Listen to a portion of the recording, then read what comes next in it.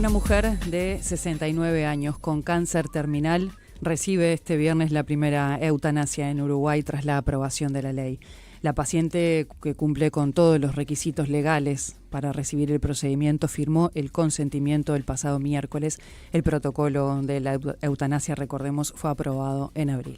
El ministro del Interior, Carlos Negro, encabeza a esta hora una reunión con la plana mayor de la cartera y autoridades de seguridad en el deporte para evaluar el operativo realizado anoche en el partido entre Peñarol y Corinthians en el campeón del siglo. Hubo graves incidentes al finalizar el encuentro, cuando la parcialidad de Peñarol debía permanecer dentro del estadio mientras se retiraban unos 500 hinchas brasileños. Hubo balas de goma y gases lacrimógenos, 14 personas lesionadas, es lo que se menciona hasta el momento, entre asistentes y efectivos policiales. El presidente de ACE, Álvaro Danza, concurrirá hoy a la Fiscalía para presentar una denuncia penal contra el ex director del organismo, Leonardo Cipriani, así lo informa El Observador.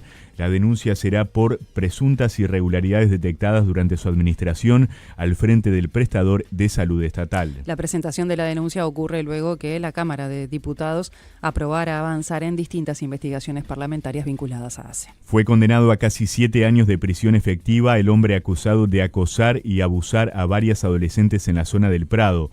La justicia lo condenó por 14 delitos sexuales, entre ellos abuso sexual especialmente agravado y reiterados delitos de violencia privada, en un proceso abreviado tras admitir los hechos. La fiscal Verónica Bujarín explicó esta mañana en Informativo Sarandí que las víctimas tienen entre 13 y 17 años. Advirtió además que podrían aparecer nuevas denuncias y señaló que ya existieron otras comunicaciones que están bajo investigación. Un joven de 29 años fue asesinado anoche en el asentamiento Nuevo Comienzo en Montevideo. Delincuentes dispararon contra la vivienda en la que se encontraba y luego la incendiaron. La víctima fue encontrada boca abajo y con las manos en la nuca. El fallecido había sido indagado por presunta vinculación con una de las familias enfrentadas por venta de drogas en el Cerro. Un niño de 11 años fue herido de bala cerca de la medianoche en el barrio Belvedere. Su padre lo trasladó al hospital del Cerro, dijo que estaba con su hijo en la vereda cuando pasó una moto con 2 ocupantes y comenzaron a disparar. Se le diagnosticó una herida en el tórax sin perforación y no reviste gravedad. Se presentan a esta hora los detalles de la firma del préstamo por parte de la CAF para la construcción de la presa sobre el arroyo Casupá en Florida. El directorio de OCE dará detalles de las etapas de las obras que se iniciarán el año próximo. 3.513 personas fueron asistidas por una nueva jornada de aplicación del operativo para personas en situación de calle. De ese total, según el SINAE, 2.460 corresponden a Montevideo y las restantes al interior del país. Se hicieron 225 traslados, 3 detenciones por desacato en Montevideo. El intendente de Rivera, Richard Sander, advirtió en Radio Sarandí que se registra un boom de la construcción en Santana de Libramento, ciudad vecina de Rivera. La mayoría de las viviendas son compradas por uruguayos que viven del otro lado de la frontera pero trabajan en Uruguay. Se estiman que son unos 15.000 personas en esa situación. En Río Negro, la Fiscalía de Jung investiga una denuncia de abuso sexual contra un enfermero del hospital de esa ciudad. La denuncia fue presentada por la directora del centro de salud y refiere a un presunto intento de violación a una paciente de unos 20 años que estaba internada y recibía tratamiento psiquiátrico. El Congreso de Intendentes analiza hoy un proyecto de regulación nacional para los monopatines eléctricos. La reunión contará con la participación de directores de tránsito y movilidad de todo el país. Se busca establecer un marco común para controlar y fiscalizar este tipo de vehículos. La Iglesia Católica espera la confirmación oficial del Vaticano para anunciar la visita del Papa León XIV a Uruguay en noviembre de este año. La Conferencia Episcopal informó que existe una alta probabilidad de que el Sumo Pontífice llegue al país, aunque todavía no hay fecha definida. En el deporte, Peñarol quedó eliminado de la Copa Libertadores tras empatar 1-1 con Corinthians en el campeón del siglo por la 5ª fecha del Grupo E. El equipo aurinegro quedó último con 3 puntos y sin posibilidades de avanzar a octavos de final. Peñarol deberá ganarle el próximo miércoles a Independiente Santa Fe desde las 21:30 en el campeón del siglo para terminar tercero del grupo y clasificar a los playoffs de la Copa Sudamericana. Luego de la eliminación de la Libertadores, el entrenador Diego Aguirre destacó la actitud del equipo y sostuvo que Peñarol dio todo ante un rival muy bueno. Marcar alguna cosa positiva, yo creo que el equipo se entregó. Los jugadores dieron todo y en todo momento estuvimos en partido y sintiendo que era posible ganarlo, pero bueno, también sabemos que enfrentamos a un muy buen equipo que generó buenas cosas y bueno, el partido se hizo al final ida y vuelta y no pudimos encontrar ese segundo gol. En el momento que entra Angulo como para explotar la velocidad de él, nos hacen el gol y ahí creo que nos pusimos un poco nerviosos y no pudimos. Y más adelante, Enzo, vamos a escuchar a Rubio, ¿verdad? Pero hablando de lo otro, lo que no tiene que ver con lo deportivo. De los incidentes que se registraron, dijo que envió una carta al ministro Negro a las 2 de la mañana.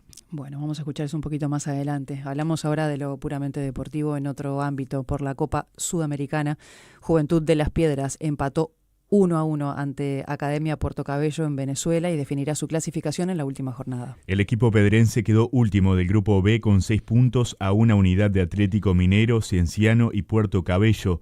En la última fecha visitará a Cienciano en Cusco el miércoles 27 a las 19 horas. Este viernes comienza la segunda fecha del torneo intermedio con el partido entre Liverpool y Racing a las 19:30 en el Parque Viera por la Serie A. La etapa continuará el sábado con Progreso Montevideo City Torque a las 10 de la mañana en el Paladino, Cerro Largo Boston River a las 15 horas en Melo y Nacional Albion a las 18:30 horas en el Gran Parque Central. El domingo jugarán Cerro Central Español a las 10 de la mañana en el Trócoli, Wanderers Deportivo Maldonado a las 15 horas en el Parque Viera y Defensor Sporting Peñarol a las 18:30 en el Francini. En tanto, el partido entre Danubio y Juventud fue postergado por la participación del equipo pedrense en la Copa Sudamericana.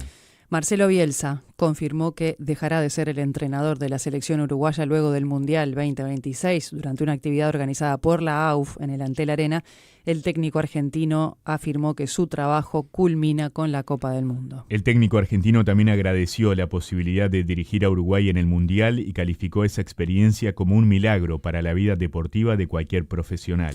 Nos vamos ahora al básquetbol. Por las semifinales de la Liga Uruguaya, Peñarol enfrenta esta noche a Defensor Sporting desde las 21:15 en el estadio de Welcome. La serie está 1-0 a favor de los aurinegros. Anoche Nacional derrotó a Aguada 109-89 como visitante e igualó 1-1 la otra semifinal.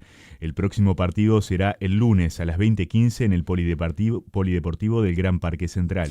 Con el partido entre Plaza Colonia y Oriental comienza hoy a las 18 horas la tercera fecha de la Liga de Ascenso Profesional. Mañana la etapa continuará con Atenas ante Paysandú a las 13 horas, Rentistas frente a River Plate a las 16 y Tacuarembó ante Colón a las 21 horas. El domingo jugarán La Luz y Uruguay Montevideo a las 10 de la mañana, Cerrito frente a Huracán a las 15, la fecha se cierra el lunes con Miramar Misiones ante Fénix a las 18.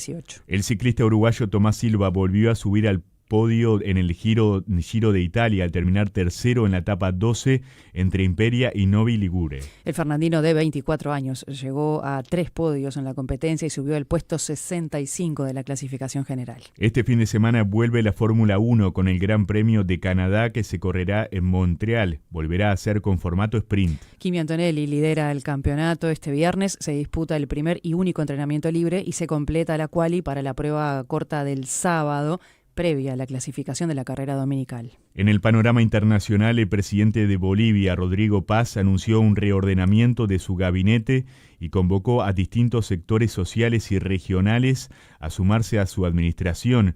Esto en medio de la crisis política, los bloqueos y las tensiones que atraviesa el país. Paz designó a un nuevo ministro de Trabajo en reemplazo de Edgar Morales, quien renunció para pacificar el país. Se confirmó además en las últimas horas una cuarta muerte vinculada a la falta de asistencia médica provocada por los bloqueos carreteros que ya llevan más de 2 semanas. Entre tanto, si bien cesaron las protestas en el centro de La Paz, los cortes de ruta siguen vigentes y la capital del país permanece parcialmente aislada. Ampliamos la información internacional en el siguiente compacto. Reunión de la OTAN en Suecia. Los ministros de Exteriores de la Alianza esperan que el secretario de Estado estadounidense, Marco Rubio, despeje las dudas sobre las tropas norteamericanas en Europa, porque Donald Trump va a enviar 5.000 soldados a Polonia después de ordenar la retirada de este mismo número de efectivos de Alemania. Por su parte, Marco Rubio insiste en el descontento del presidente estadounidense con los socios europeos de la OTAN por no apoyarlo en la guerra contra Irán. Esto es lo que ha dicho sobre la situación actual del conflicto en Oriente Medio. Estamos a la espera de noticias sobre esas conversaciones que están en curso. Ha habido un pequeño progreso, no quiero exagerar, pero ha habido algo de movimiento y eso es bueno. Los fundamentos siguen siendo los mismos. Irán nunca podrá tener un arma nuclear, simplemente no puede. Este régimen nunca podrá tener armas nucleares y para lograrlo tendremos que abordar el tema del enriquecimiento. Además, Rubio ha anunciado la detención de la colombiana Adis Lastres, hermana de la presidenta ejecutiva de Gaesa, la empresa militar controlada por el ejército de Cuba. Washington acusa a Lastres de colaborar con La Habana y de ser una amenaza para la seguridad nacional.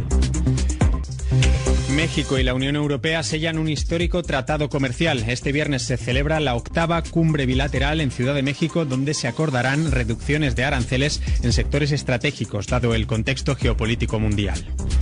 La Organización Mundial de la Salud eleva a muy alto el riesgo por la epidemia de ébola en la República Democrática del Congo. Hay ya 750 casos sospechosos y más de 170 muertes, aunque el peligro a nivel global es bajo, según la organización. Sobre el hantavirus se confirma un nuevo positivo en Países Bajos. Se trata de un miembro de la tripulación del crucero donde se detectó el brote, una persona que estaba en cuarentena y que ha sido hospitalizada por precaución. Y este viernes es la última jornada del Festival de Cannes antes de la entrega de premios de este sábado. 22 películas compiten por la Palma de Oro.